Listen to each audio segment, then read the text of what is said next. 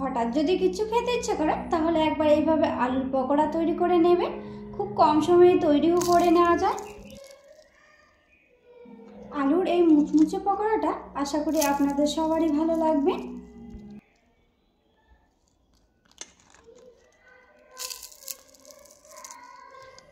নমস্কার বন্ধুরা, তোমাদের সবাইকে আমার চ্যানেলে স্বাগত। তো আজকে আমি তোমাদেরকে তৈরি করে দেখাবো খুব কম সময়ে আর অল্প উপকরণে কাঁচা আলুর পকোড়া। তো আমি কিভাবে কাঁচা আলুর পকোড়া তৈরি করি সেটা জানার জন্য পুরো ভিডিওটা দেখতে থাকো। পকোড়াটা তৈরি করার জন্য আমি এখানে নিয়ে নিলাম এরকম সাইজের 3টে কাঁচা আলু। এবার আমি এগুলোকে প্রথমে গ্রেট করে নেব।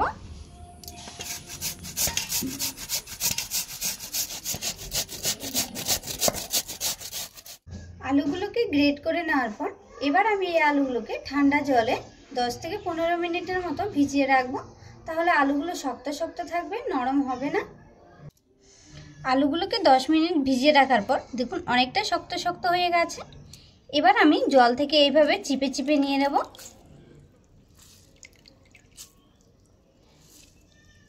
আলুর গায়ে থেকে ভালো করে জলটা ছেঁকে নিতে হবে। দেখুন আলুর গায়ে একটুকু জল নেই। আর এইভাবে করে আমি সবগুলো চিপে চিপে নিয়ে নেব।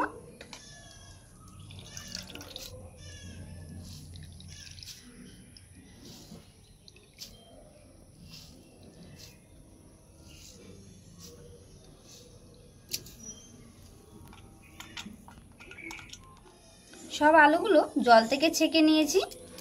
এবার আমি এর মধ্যে দিয়ে দেবো হাফ বাটি আটা।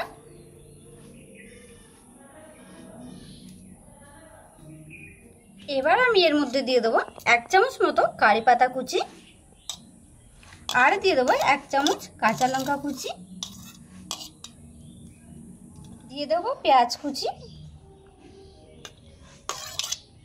হাফ চামচ গোটা জিরে, অল্প একটু জোয়ান। আর জোয়ানটা দেওয়ার আগে হাতের মধ্যে একটু ঘষে নেব।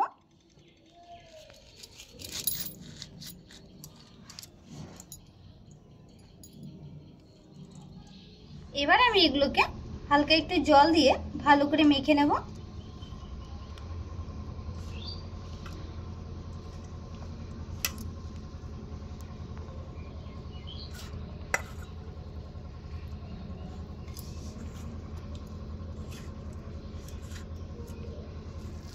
আলুটাকে হালকা একটু মেখে নেওয়ার পর এবার আমি এর মধ্যে দিয়ে দেবো 2 চামচ চালের গুঁড়ো,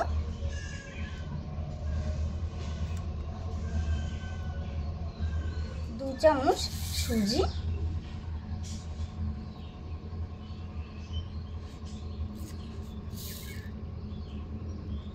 কালার হওয়ার জন্য হাফ চামচ হলুদ গুঁড়ো, সামান্য একটু বেকিং সোডা, দিয়ে দেবো স্বাদ অনুসারে লবণ, সামান্য একটু গোলমরিচের গুঁড়ো, সামান্য একটু লঙ্কার গুঁড়ো, সেন্ট হওয়ার জন্য দিয়ে দিচ্ছি অল্প কেশরি মেথি। এবার আমি এগুলোকে ভালো করে মেখে একটা ব্যাটার তৈরি করে নেব।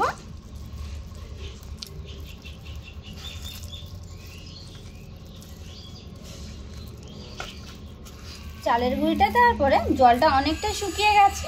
এবার আমি এর মধ্যে অল্প একটু জল দিয়ে মেখে নেব।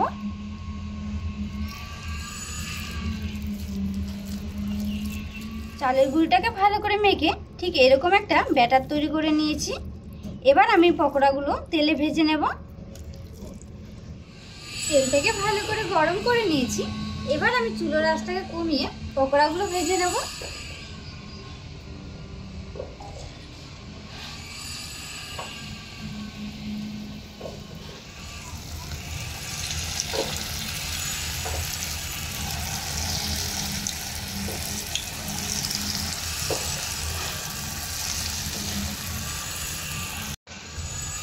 পকোড়াটা হালকা লাল লাল হয়ে গেছে। এবার আমি এটাকে উল্টে পাল্টে ভেজে নেব।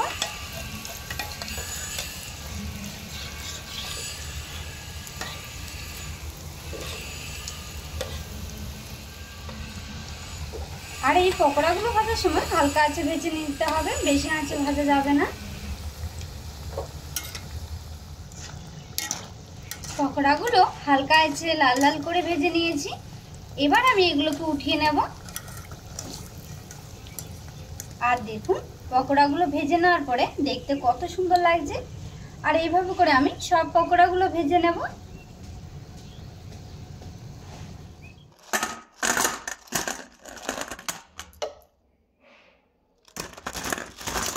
তৈরি করে নিলাম মুচমুচে আলুর পকোড়া।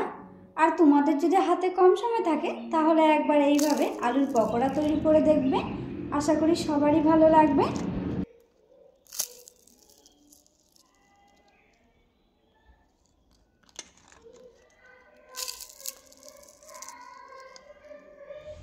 আজকে আমি তোমাদেরকে খুব সহজে কাঁচা আলুর পকোড়া তৈরি করে দেখিয়েছি।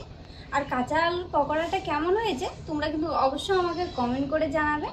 আর ভিডিওটি যদি ভালো লাগে লাইক শেয়ার সাবস্ক্রাইব অবশ্যই করে যাবে।